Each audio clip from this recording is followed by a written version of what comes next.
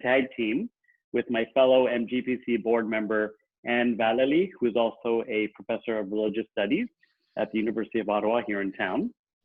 So I'm going to start off with a question that either will hit home with both of the panelists or one more than other, depends on how they kind of, if they feel it kind of responds to their laneway, so to speak.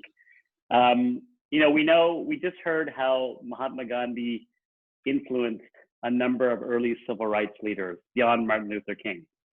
And it was also kind of at the end of Dr. Carson's talk connected to contemporary movements, particularly the Black Lives Matter movement, and how there's some learnings to be adopted in the context of that movement. The question I would ask for both panelists to start off is, you know, why was Mahatma Gandhi so inspirational to African Americans of that early period of the civil rights movement, in light of the fact that they were facing so much violence and oppression, and the instinctive response would have been counter-violence? And then translating it to today's time, as we're confronting different kinds of inequalities in American society and other societies, how would Mahatma Gandhi, how would his insights help inform movements today like the Black Lives Matter movement, which don't actually revolve around a charismatic personality per se? They're kind of organic and mass movements without a face at the front, so to speak. So I'd like to first throw that question out to Dr. Carson, and then Dr. Devji, happy to respond as well afterwards.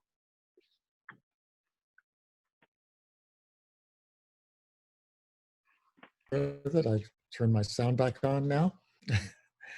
I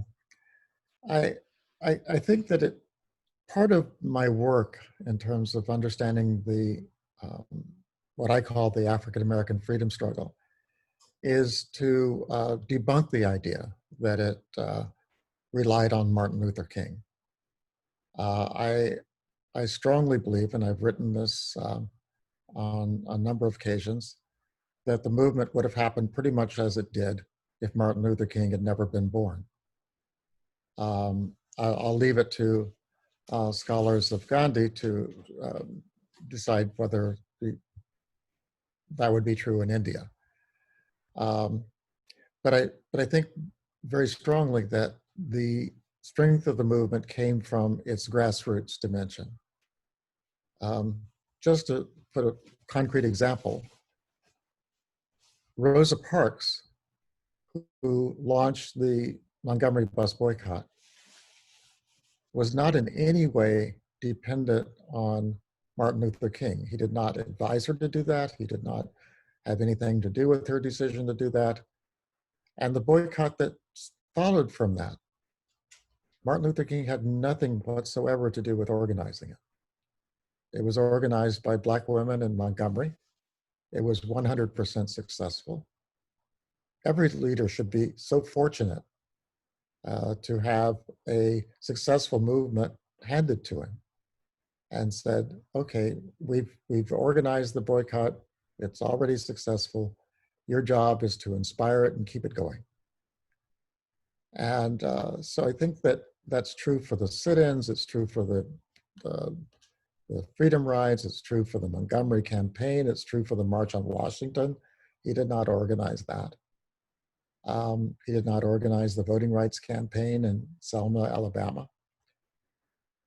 So I think that sometimes, you know, and I've carried on this dialogue with other historians, that they're fascinated by the charismatic leader because that leader leaves behind a trail of documents and ideas and books and articles and speeches and interviews that they can mine for insights.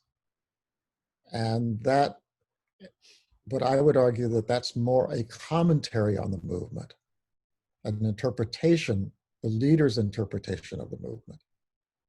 The movement is not reliant on that. And I think one of the reasons why the current movement doesn't have a charismatic leader is they've read books like mine. they understand that that was both a strength and a weakness of the movements of the 1960s. That if you have the charismatic leader, that leader can be assassinated. That leader can be compromised. That leader can be shown as not living up to their own values. So in general, but I'd really like to respond to my fellow panelists. I thought there was a very insightful talk, and maybe I could just take this time to address the question to you, and that is, one of the things about duty, though, is that it can be imposed, it can be required.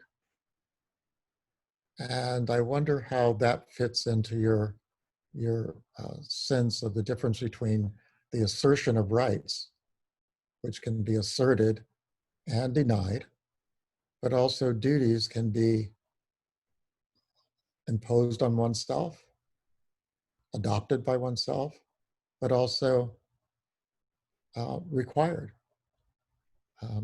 Do your duty is a phrase that every human being understands. So I'm just wondering if I could get your thoughts on that. Yes, well, thank you very much. First of all, I entirely agree with Professor Carson about the figure of the charismatic leader. Now, you couldn't find, in a way, a more charismatic 20th century figure than Gandhi, of course. And he knew this. And precisely because he knew this, he tried throughout his life to behave in such a way and to speak in such a way that in a way that he thought anyone might. Right? So when you look at his autobiography, he says, I will not be saying anything in this autobiography, nor recommending anything in it that even a child could neither understand nor perform. Right? He's very intent on this. And just as Professor Carson was saying, Gandhi's practices, he doesn't necessarily invent. He finds them, he expands them. He's very important in expanding them.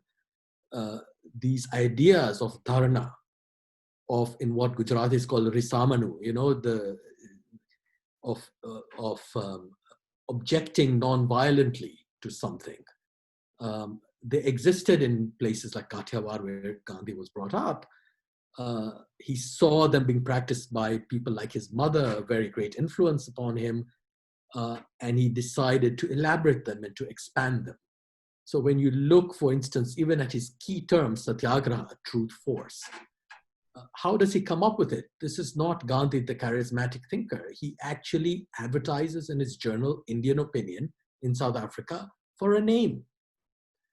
And people send in suggestions, and he has a committee, and they look over these suggestions, and he likes one and he plays with it, and that's how you come up with satyagraha.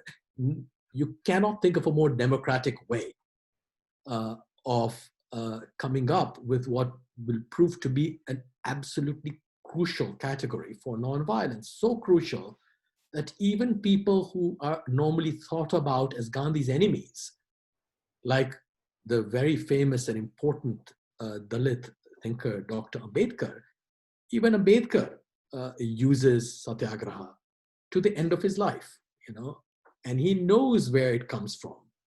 He understands his indebtedness, not to Gandhi. Gandhi has just advertised and come up with this term, but this is a term that is collectively brought forward. So Gandhi wrestles with this idea of his own charismatic personality and tries to reduce it, as he often said, to zero. Now, to address Professor Carson's question, to me, yeah, I think, of course, you're right. Do your duty, especially, is the kind of thing that armies tend to tell their recruits. And Gandhi, of course, is deeply suspicious of this. So he thinks that each individual needs to discover what their individual duty is. And this duty is called swadharma, one's own duty in Sanskrit. And you have to discover what your duty is individually, not as a class of people. And you do that by trying to understand the context in which you're placed and the relations in which you're placed with others around you. And for Gandhi, the exemplary instance of this is the great war of the Mahabharata, of the Indian epic, the Mahabharata, in which the hero Arjuna is led by his divine charioteer Krishna to the middle of the battlefield. It's a very famous scene. And he faces an army of people who include many of his own relations and preceptors and others. And he has to decide whether he should leave or go. And the great dialogue of the Bhagavad Gita is, of course, where his charioteer Krishna tells him that his duty is indeed to stay and fight. And why is it to stay and fight is the mission of the Gita to explain. Now, that is an exemplary sight of this issue of how do you discover what your duty is. In the case of the Bhagavad Gita, there has to be a dialogue. There has to be an understanding by Arjuna of why he is placed where he is, and why if he flees the battlefield, the battle will occur anyway, but the forces of evil might win rather than those of goodness. So what is it that brings him there? How has he come to be on that battlefield in the first place? And what should his duty be in these circumstances? So in a way, it's a perfect example of how each individual must choose and decide upon what their duty is, rather than having it dictated to them by a state or an army or a preceptor or anyone else for that matter. So what appears to be an authoritative scriptural text, the Bhagavad Gita, for Gandhi also becomes, if you will, almost a Socratic text, where it's not meant to just tell you what to do. It teaches you how to think about what you should do, how to discover your own duty against any duty that is suggested to you by anyone else. I don't want to prevent other questions from being asked. I would just say that maybe one of the things that Gandhi would do would be to decide there should be two different words for duty, the internal one and the external one, and so that our language would reflect that. Okay, well, thank you to both of you. And actually, it'd be fascinating just to hear you both kind of discuss between yourselves, and we just watch and listen. I do have we have a few questions. So Anne, I was going to kind of defer to you for the next kind of prepared question for our distinguished panelists. Yeah, I think I'll take that over. Thank you, Raheel, and thank you both, Dr. Tarsons and Devji, for your truly inspiring, very remarkable presentations. It feels like a tremendous honor to be here. And on the basis of your presentations, your scholarship, your activism, as well actually as the comments by the Distinguished High Commissioner, I think we can anticipate the answers to these canned questions, as Raheel is defining them. Nevertheless, I think there's a value just in posing them and asking the questions, and please feel free to take them in whichever direction you want. And I suppose I'll just ask the questions to both of you. I think here, all of us are united in considering Gandhi's views on rights, on human rights, and actually on perhaps non-human rights as well, and ideas about duty as not being restricted to any particular time and place, but having relevance today. And so our question is simply that: in what ways are these ideas, these anti or non-anthropocentric humanitarian ideals of relevance today? Perhaps I could ask Dr. Devji to start, and then Dr. Colston. Thank you. Thank you. Yes, I think, particularly in our own time, of course, when we are dealing with climate change, with the possibility of species extinction, Gandhi has, I think the High Commissioner mentioned this, one way in which Gandhi has returned to public consciousness in many parts of the world is because of what is taken as being his ecological thinking. Not so much his thinking about interspecies relations, though I happen to think that actually that's very important and follows upon the ecological thinking. Now, what's crucial about his ecological thinking, which is of course a term that is anachronistic, it would not have been used in his own day, is that Gandhi is a thinker of self-imposed limits. And this goes back to something Professor Carson was saying, because that's another sense in which duty becomes what it is. So he thinks, he's critical of the logic of infinite expansion and growth that characterized industrial capitalism in his day, in the late 19th century, especially in a place like Johannesburg, which was at the very epicenter of the empire's industrial capitalism, with its mines and its great city and all the rest, its mines and its factories, even more so than in India, actually. And so for Gandhi, infinite hunger, infinite expansion, infinite growth, even if it brings prosperity to a few, is something that's deeply damaging, he thinks, because it emphasizes the hubristic idea of humanity that I was trying to describe in my talk, by setting aside and degrading even further than as was already the case, non-human life, and preventing any real kind of interaction between species.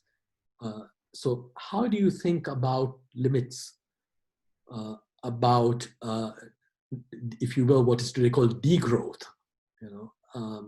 Not in a nostalgic way of, we're going to return to the past and to the village of the past, but in a way that realizes what he thinks of as the addiction of infinite growth, of the idea, and of course the unsustainability of it, and the violence embodied in it. So,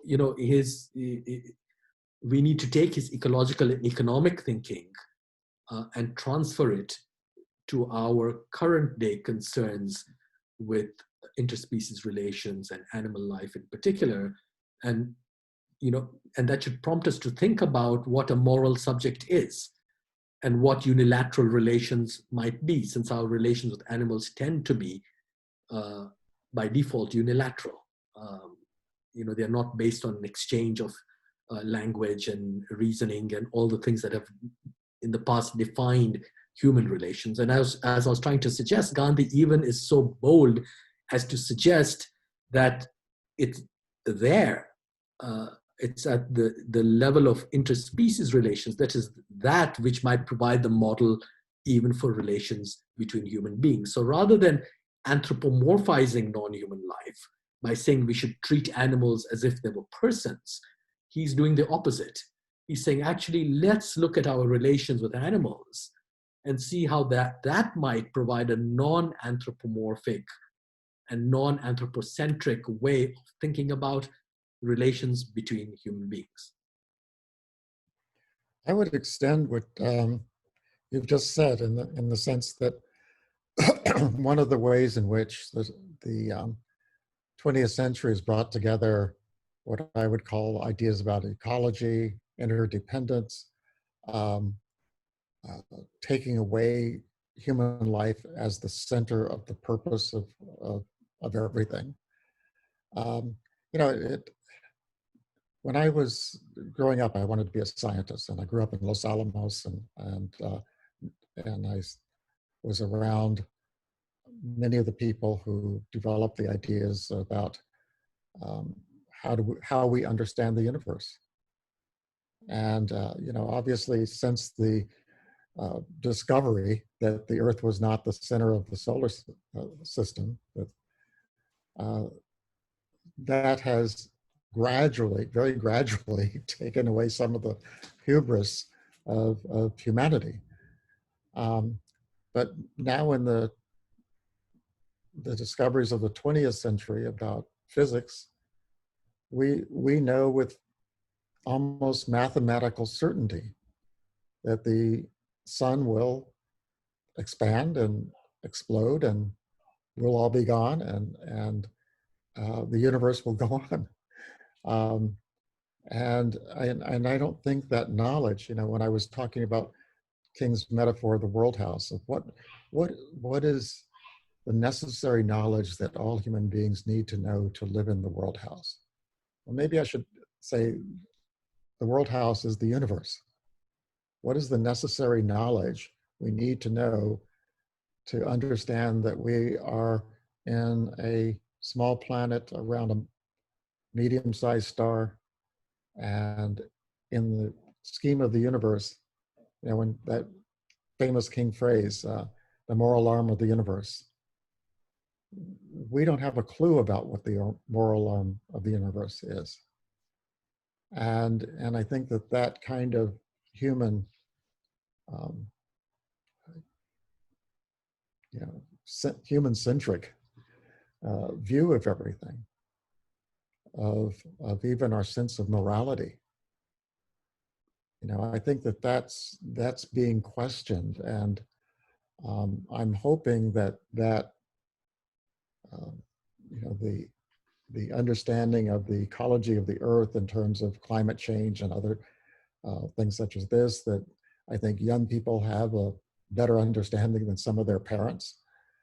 You know, Greta is what, a teenager, and she's had a great impact in terms of that, of kind of lecturing to her elders about things that they should know. So I think that that's the beginning of a changing worldview in which Gandhi and King both play a role in terms of undermining that that notion that we are the purpose of the universe. We're not the purpose of the universe. The universe would do quite well if an asteroid came along and we're no longer there, any more than we care about the ants in an anthill. You know, it gets plowed under. You know, so I think that humility, maybe that's their most important message to us. Humility. And that's a lesson that I think that the penalty for not, you know, we can ignore a lot of the things that they recommend in terms of violence and nonviolence. I think that's the one thing that we can't ignore, that we're not who we think we are in terms of the purpose of life, or the purpose of the universe. So, and I think the fact that young people perhaps can understand that better than their parents is something that is very hopeful for the future. Thank you. Thank you. So, Anne, sorry, I'll let you for the next one. Well, actually, I think in the interest of time, I just wanted to thank both our speakers. That was very rich, but also in the interest of time, either to Raheel, let you ask the last question, or perhaps then to move on to the general questions and answers. Yeah, I think we have about 20 minutes left. So why don't we pivot to our general Q&A. If Dr. Humar, if you've received any questions up to now, and if not, yes, I'll direct. Yep. I have 7 or 8 questions, and I'll ask them in the order which I have received. First question from Rajesh. Can Gandhi's principle bring transformative changes that are needed today to counter racism, violence, and to promote inclusive leadership? And what lessons can we take from his teaching that can be applied in practical terms? I'd like Dr. Carson to address this first. Well, I think what we've been saying is that that maybe their best basic lessons to us is humility. And the arrogance of racism is something that in the last several centuries has brought a huge amount of destruction, genocide to the world. And I think you know, the whole notion that this imperialist project was seen as bringing civilization to the world is part of what a generation of historians, I think, and scholars have tried to address. And I don't think it's an accident that Einstein was an anti-racist. You know, I think the two things go together. Yeah, so the brief answer is that King's last message, you know, that title of his book, Where Do We Go From Here? It seems to me that the crucial word is we. You know, we can't really decide where we are going to go unless we decide who's the relevant we. Who are we going to get there with? Is it going to be with people like ourselves? Is it going to be with, and we know in the world as it is, that's not likely. So I would say we can't answer the question, where do we go from here, until we figure out who we're going to get to a future with. And it better be the right answer. Dr. Deji, would you like to add something to this? Only to say that, yes, I entirely agree with what Professor Carson has just said. And to add there that for someone like Gandhi, this is why truth is such an important category for him. You know, he moves from saying God is truth, to truth is God. You know, that he places truth, as it were, before God. And that's so important for him, because you cannot do anything in the cause of justice without being attentive to truth, and yet without being able to know it at the same time. So the link between truth and God is made precisely because you can never fully know it. You can never own it. It doesn't belong to you. This goes back to what Professor Carson was saying about who or what gets to be at the center of these activities.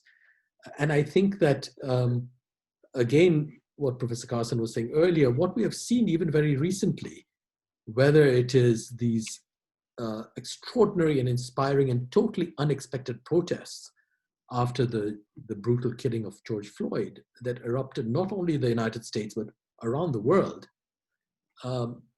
And the other example he offered, that of Greta Thunberg and the young children, indeed, who have risen up to become our conscience for climate change. These are signs. There are many obstacles, of course, but these are signs of great hope, because these examples both tell us that this is the future speaking to us. You know, and children especially are by definition our future. And Gandhi, not accidentally, I think, was one of the very few modern thinkers for whom children were truly moral agents. And he thought they were moral agents precisely because not only did they represent the future, but strangely, as children, they were not in charge of it.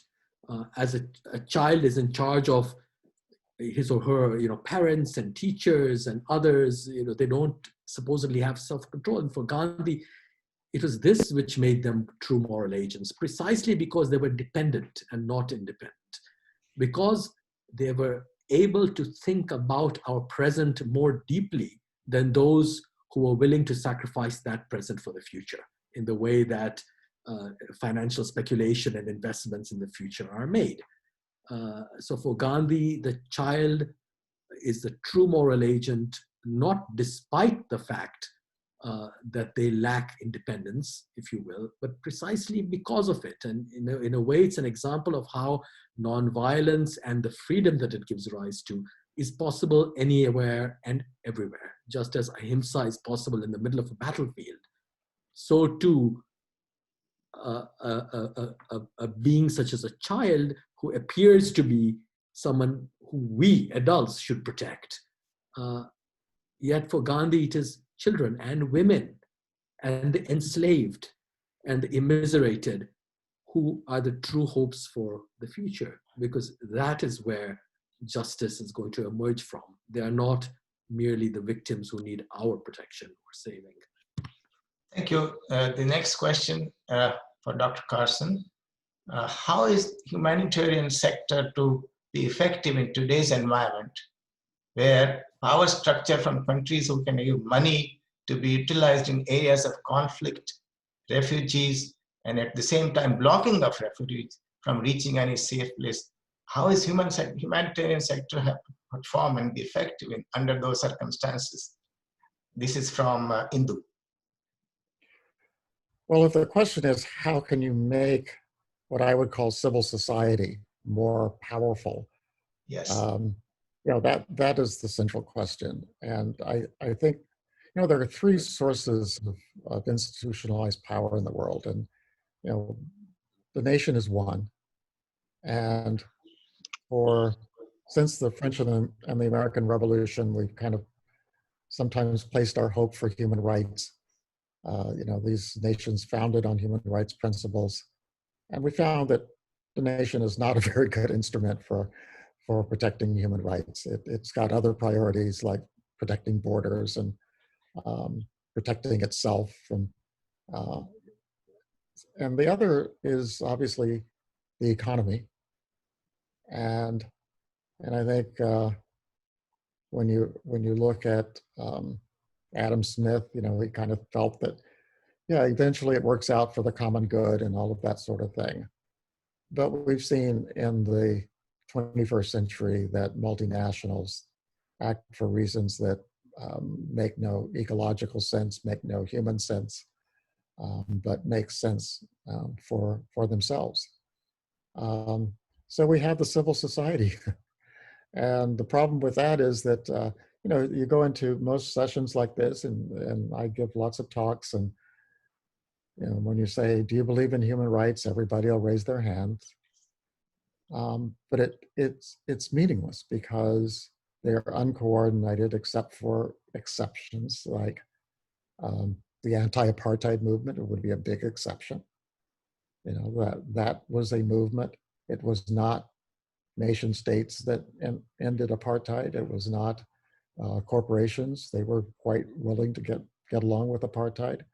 Ultimately, it was pressure from civil society, boycotts that started where individuals like those attending this session put pressure on their government, put pressure on corporations, put pressure on banks to do the right thing.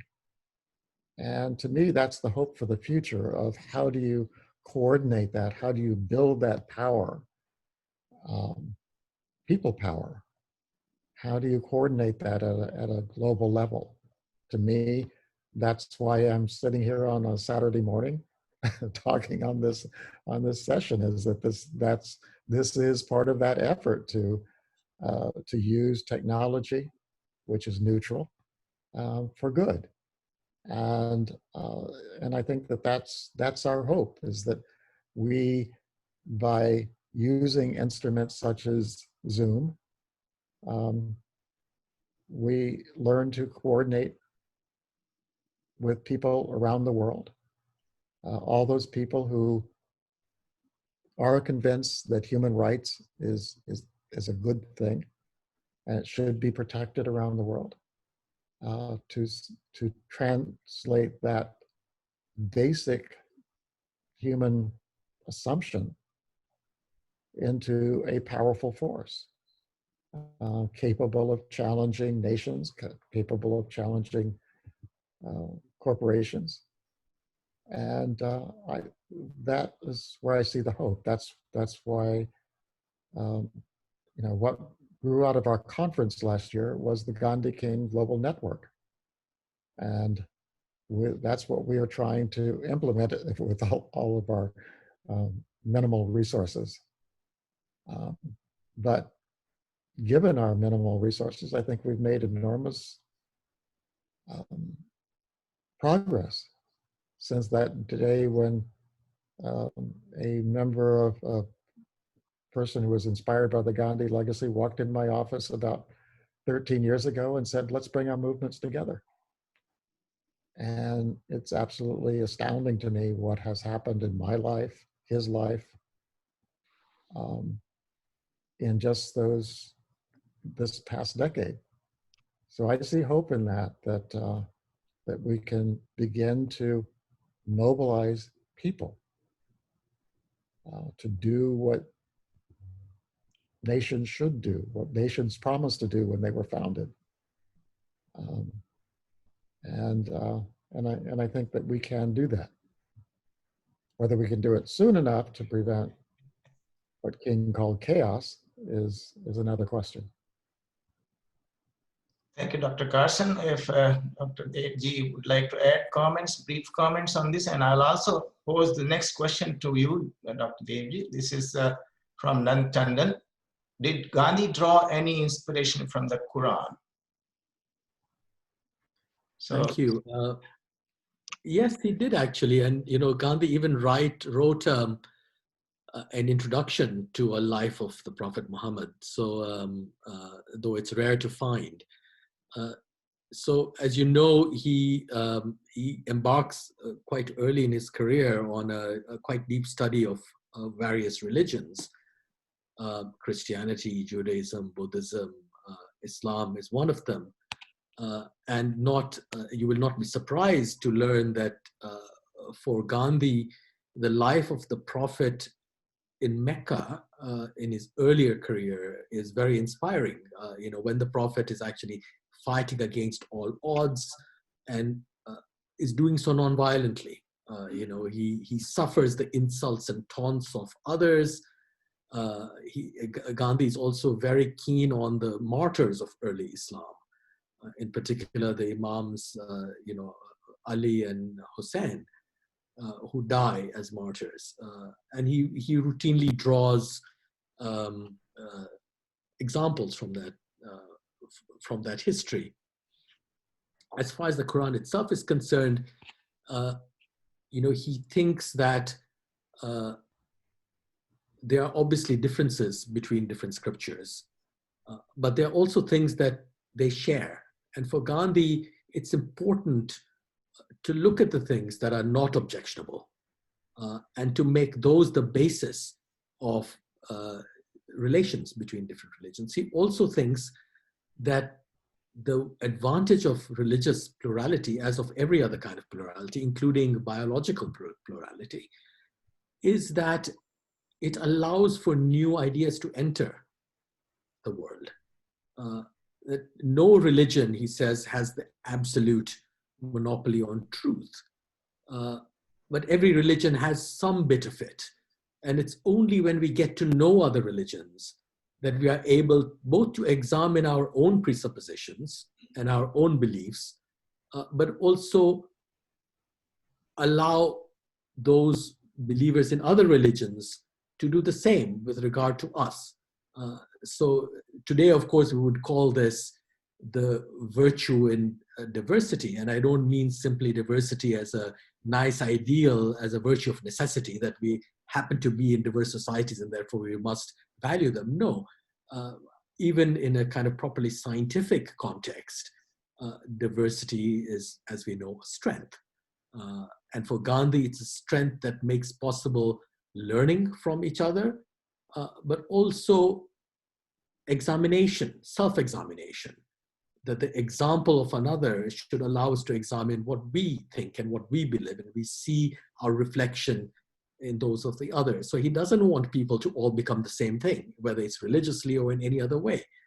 For him, plurality is crucial precisely because no one possesses a monopoly of truth, and plurality is what allows us to learn about ourselves and about others and to improve ourselves vis-a-vis each other. Otherwise, there would be no hope for improvement.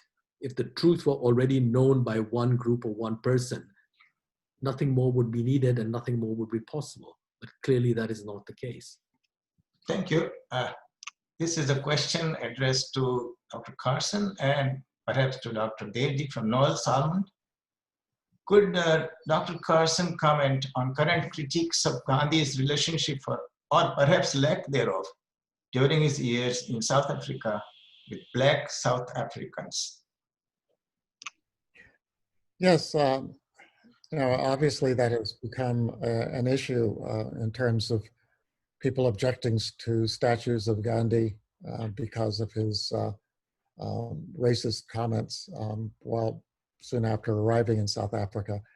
And I kind of put this in the same category as those who criticize Martin Luther King for some of his remarks, which they interpret as sexist, like the fact that he wanted Coretta to stay at home and take care of the kids, and that was part of his insistence when they got married, even though she was more of an activist than he was at the time when they met.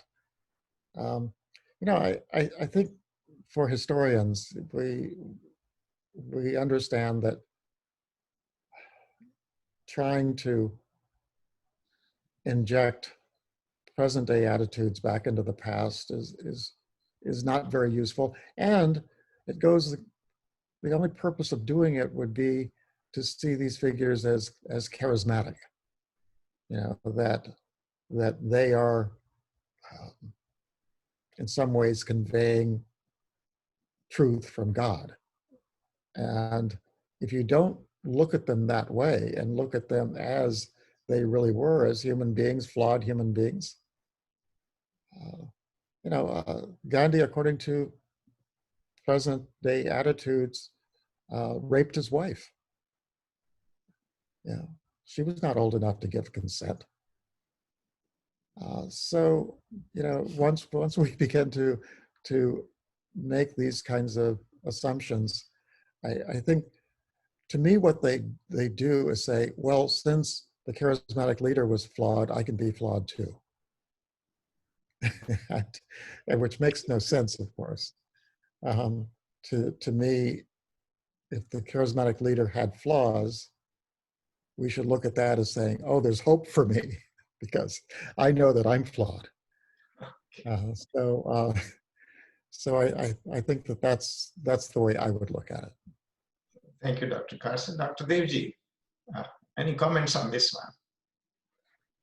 Well, I don't think I have that much to add, except to say that, yes, of course, and Gandhi would have been the first to acknowledge his many flaws and many faults. He never did otherwise. He never made any claims to sainthood or superhuman virtue.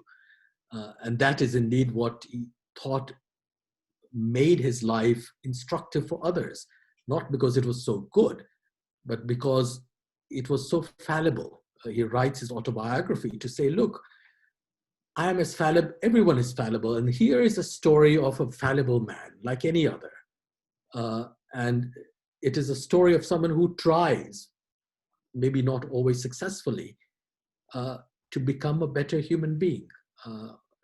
So I think I entirely agree with Professor Carson that, curiously, it is Gandhi's critics who would like to see him as a saint and as a perfect figure.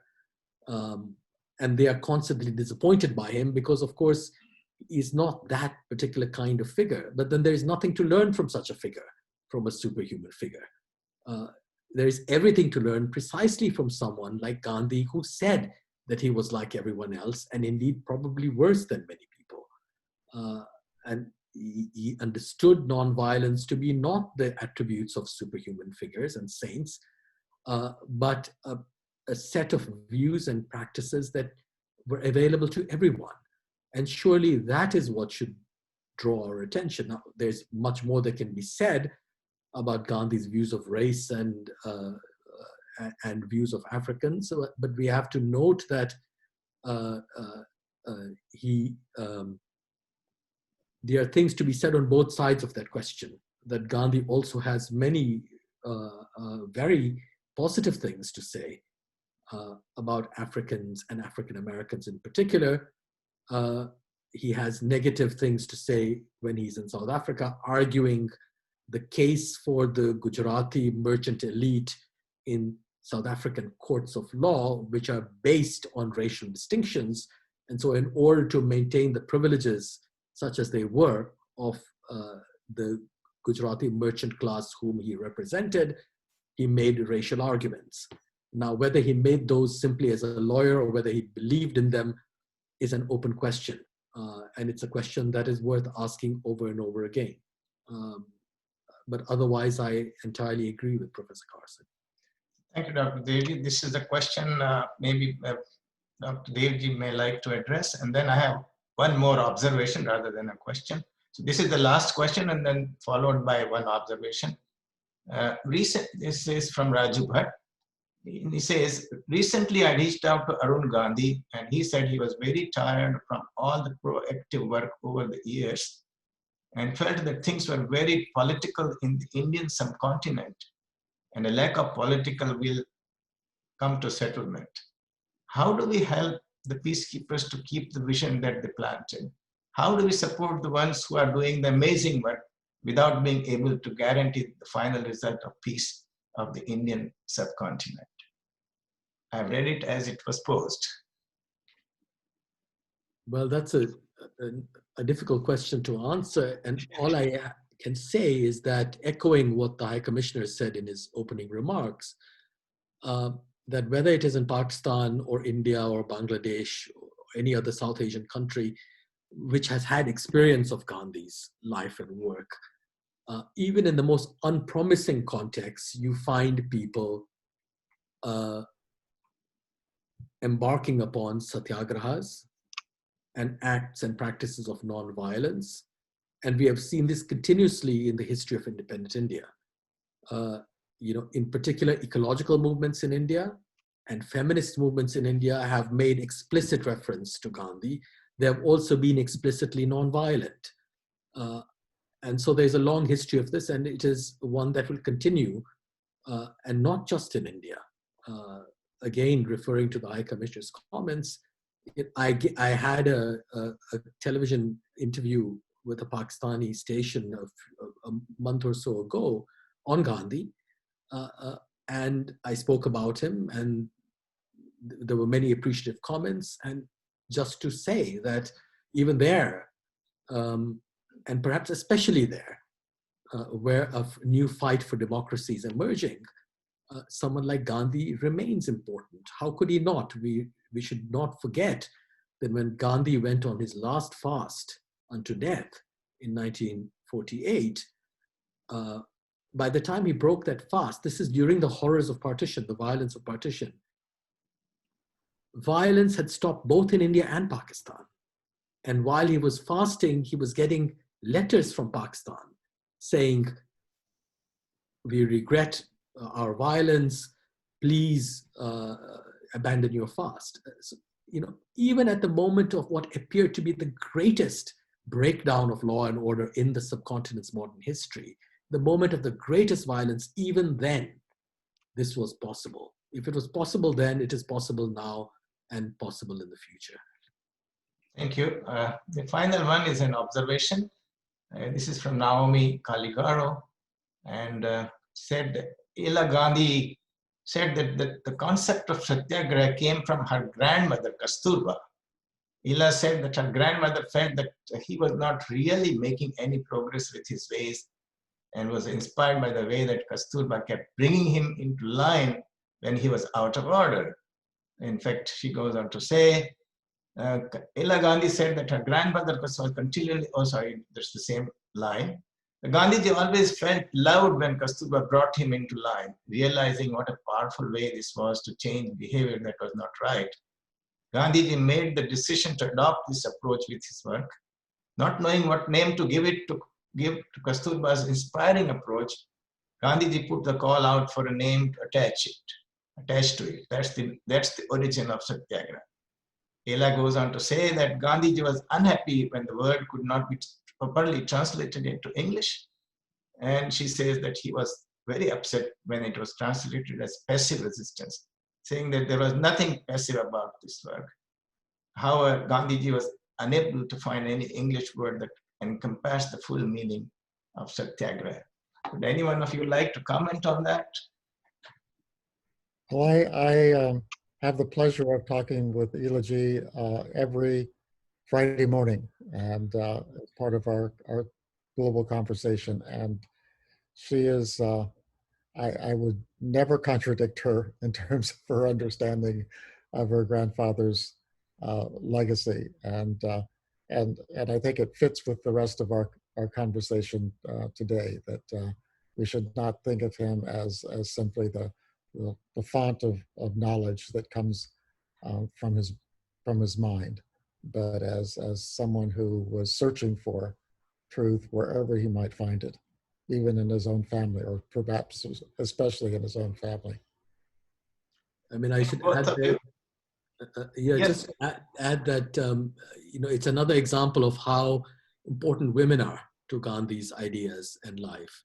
You know, I mentioned in my early remarks his mother's example, of course, his wife's example, which is what Ella Gandhi's narrative foregrounds, but also many others. In his book Satyagraha in South Africa, Gandhi describes, for instance, the resistance of Afrikaner or Boer women in British concentration camps during the Boer War as being a true satyagraha, and it gives him the idea of elaborating satyagraha.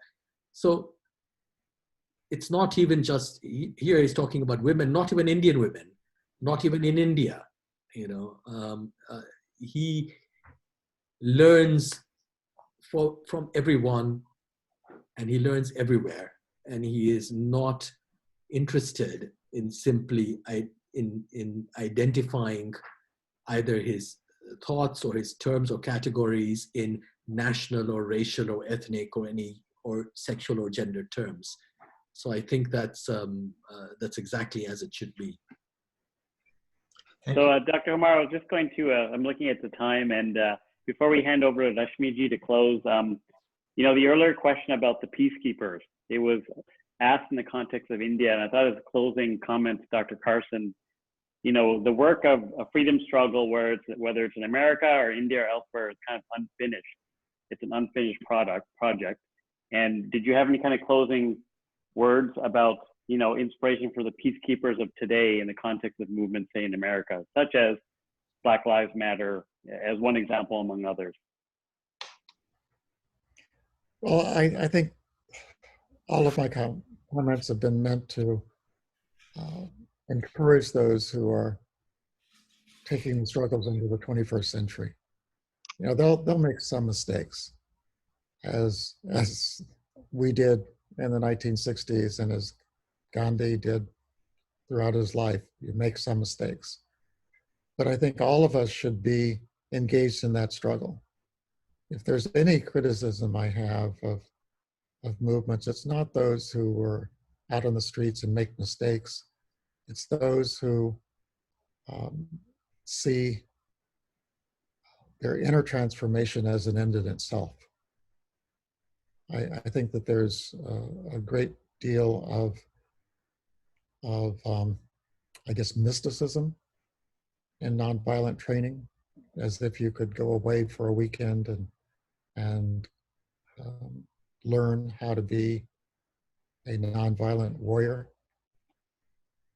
I think you can begin that process, but I think that it takes practice. It takes an understanding of engagement with the world. I know that one of the things that I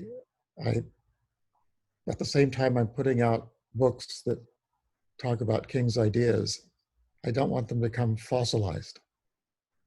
I don't want them to become simply a quote that you can draw out at a particular moment to show that you've read it. I think that one comment that I guess it was Rabbi Heschel made about when he joined the Selma to Montgomery March. He said, "I'm praying with my feet." And I've often thought of that as a way of indicating what ideas that really matter are with your hands and feet and your body. And I think that that's one lesson they have, that they embodied their ideas. And that's what we have to do if we have, if we're going to make those ideas become real. Yes, Thank you. Thank you. Nope, Thank you. thank you. And then Dr. Deji, I was going to say close off with Dr. Carson, unless you have any last words of inspiration or wisdom. I don't think I can beat those actually, so I'll remain silent. Okay, I'm going to hand back now closing remarks from Rashmiji, please.